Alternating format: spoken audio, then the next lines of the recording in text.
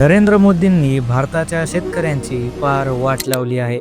भारत-अमेरिका trade डीलनंतर आता American शेतकऱ्यांचा माल भारताच्या मार्केटमध्ये येणार आहे.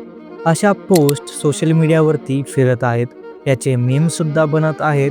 एप्स्टीन फाईल्समध्ये नरेंद्र मोदीचं नाव आलं आणि मग घाबरून मोदींनी शेतकऱ्यांची अशी वाट लावली, अशा प्रकारचा एक नेरेटिव्ह सेट केला जातोय. तर चला ऑफिशियल डॉक्युमेंटमध्ये नेमकं काय लिहिलंय ते पाहूया आणि विचारूया या सरकारला काही थेट प्रश्न.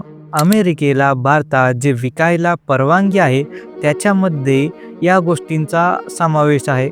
सगळ्यात पहिल्यांदा DDGS म्हणजे जनावरांचं खाद्य, रेड सॉर्गम जे इथेनॉलमध्ये वापरलं जातं, बदामासारखे ड्रायफ्रुट्स जे भारतामध्ये आधीपासूनच इम्पोर्ट केले जातात.